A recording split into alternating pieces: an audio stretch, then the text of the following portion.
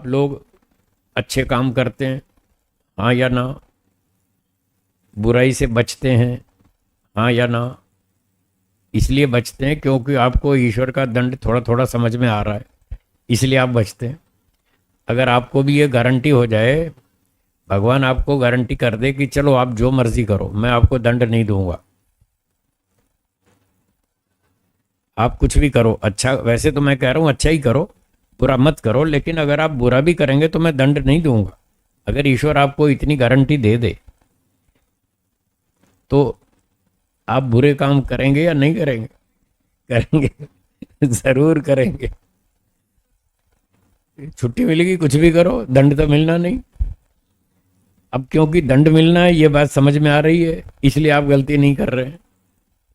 ये नियम भारत से अमेरिका तक हर व्यक्ति पे लागू होता है।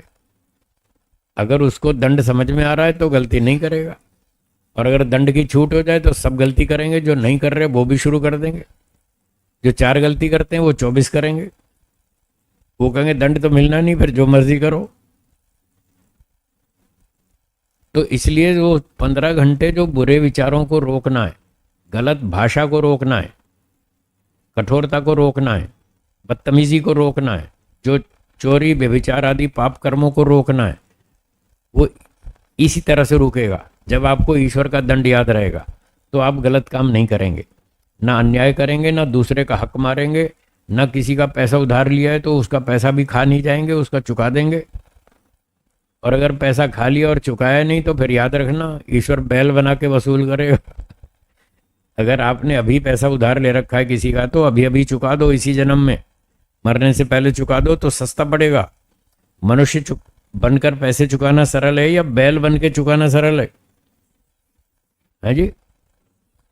तो देख लो, अगर किसी ने किसी का पैसा उधार ले रखा है तो अभी अभी चुका दो, वरना आगे भगवान नहीं छोड़ेगा, डबल वसूल करेगा, ब्याज समेत।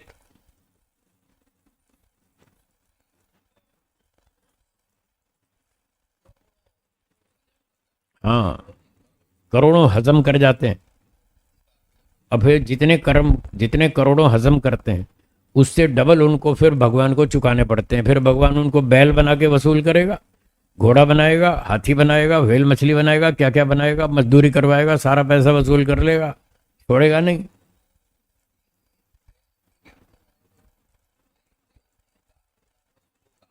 ठीक है, एक बार बैल बना दिया तो 2 लाख 4 लाख वसूल हो गया, और उसने खाए 10 करोड़, वसूली करनी है 20 करोड़ की। ठीक है, तो उसको 50 बार बैल बनाएगा, पूरा वसूल करेगा, छोड़ेगा नहीं। तब तक बैल बनाएगा, घोड़ा बनाएगा, गधा बनाएगा, उस पर बोझा ढुलवाएगा, उससे सारी मजदूरी वसूल करेगा, जब तक जितना उसने माल खाया था ब्याज समेत, जब तक उतना चुक नहीं जाएगा तब तक ईश्वर उसको 50 बार घोड़ा बनाएगा, 20 बार हाथी बनाएगा, 25 बार बैल बनाएगा, छोड़ेगा नहीं। बस ये समझना है। अगर ये समझ में आ गया तो ही आप गलती से बच पाएंगे, नहीं तो नहीं बच सकते, असंभव है, असंभव है। एक वकील साहब थे, मैंने उनको 25 साल पहले ये बात सुनाई कि दंड के बिना कोई सुधरता नहीं।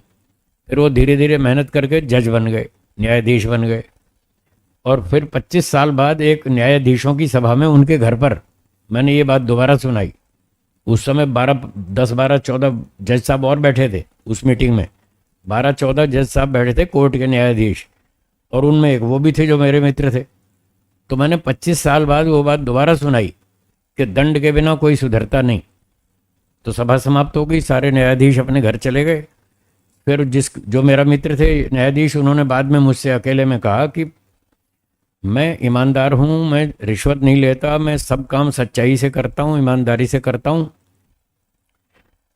मैं अब तक ये मानता था कि मैं अपने अच्छे स्वभाव के कारण ईमानदार हूँ, लेकिन आज समझ में आई है कि मैं भी दंड के कारण सुधरा हूँ।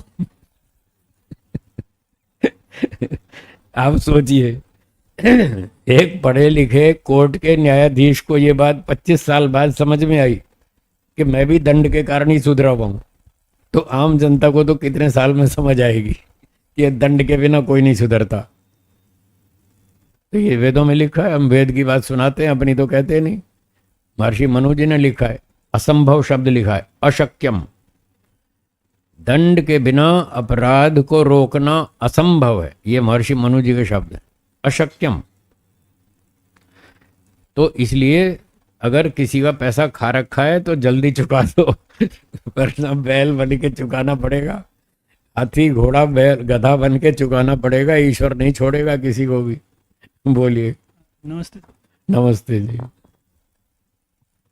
हाँ बोलिए। कुछ सरकारी नौकर ऐसे होते हैं, हाँ। वो कहते हैं कि मैं 15-20 साल से सरकारी नौकरी कर रहा हूँ, हाँ 1,500-2,000 तनख्वाह लेता हूँ हाँ और मैं कोई काम नहीं करता हूँ, ठीक है, तो उनका क्या हाल होगा? उनका भी वही होगा, उनसे डबल वसूल किया जाएगा।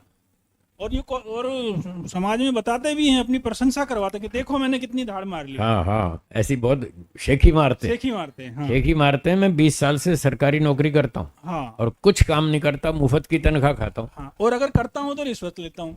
हाँ, रिश्वत और खा लेता हूँ तब काम करता हूँ, तो इनसे भी सारा सारा वसूल किया जाएगा। एक दिल्ली की घटना सुनाऊँ, होली का दिन था, होली मंगल मिलन पे आर्य समाज में एक कार्यक्रम चल रहा था। तो दोपहर बाद जब लोग फ्री हो जाते हैं तो आर्य समाज के लोगों ने सोचा भी चलो सबको इकट्ठा करके एक होली मंगल मिलन करेंगे, थोड़ा परिचय बढ़ेगा, कुछ आसपास के लोग और जुड़ेंगे आर्य समाज। तो वो होली मंगल मिलन के कार्यक्रम चल रहा था, तब मैं बच्चा था, 12-14 साल का, तब की बात है। तो वहीं समाज के पड़ोस में एक वकील साहब रहते थे, तो सब अपना अपना परिचय दे रहे थे कि कौन कौन क्या क्या है, सबको परिचय हो जाए। तो वकील साहब ने अपना परिचय दिया, मेरा नाम फलाना फलाना है और मैं यहाँ 30,000 कोर्ट में काम करता हूँ दिल्ली में। वो दिल्ली में 30,000 पे एक कोर्ट है, एक जगह का नाम है। तो मैं इस कोर्ट में काम करता हूँ, मैं वकील हूँ और मेरा काम क्या है, मैं सच को झूठ बनाता हूँ, झूठ को सच बनाता हूँ, सारा दिन यही करता हूँ। ये उसने अपना परिचय दिया, सच को झूठ बनाता हूँ और झूठ को, तो ये वकीलों का काम है ऐसे। तो वो क्यों करते हैं ऐसा, उनको दंड समझ में नहीं आया इसलिए वो करते हैं।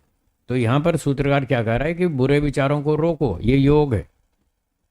बुरे विचारों को रोकना ये योग है, ये वृत्ति निरोध है, और इससे ध्यान सिद्ध होगा। जब आप बुरे विचार को रोकेंगे, बुरी भाषा को रोकेंगे, गलत आचरण को रोकेंगे, तभी तो आपका मन शुद्ध होगा, तभी मन पवित्र होगा, तब आपका मन ध्यान में टिकेगा, मन शांत होगा, तब मन एकाग्र होगा, नहीं तो नहीं होगा। तो बहुत अच्छे उपाय बताए सूत्र में। रागोपहतिर ध्यानम, संसार में जो आसक्ति है, मोह माया है, उसको नष्ट करें, कम करें, तब ध्यान टिकेगा, तब मन शुद्ध होगा, तब ध्यान टिकेगा। और 15 घंटे का योगाभ्यास है, वृत्ति निरोधा तत्सिद्धि। दिन भर बुरे विचारों को रोकते रहिए, अच्छे विचार चालू रखिए, और 2 घंटा अच्छे और बुरे सब विचार बंद रखें, सिर्फ ईश्वर का ध्यान करें, ईश्वर का विचार मन में रहे। इस तरह से आपकी भक्ति ठीक चलेगी, तब आप योग में आगे बढ़ सकते हैं और मोक्ष प्राप्त कर सकते हैं। समय के अनुसार यहाँ विराम देते हैं। अगली सूचना श्री लालचंद जी बताएंगे।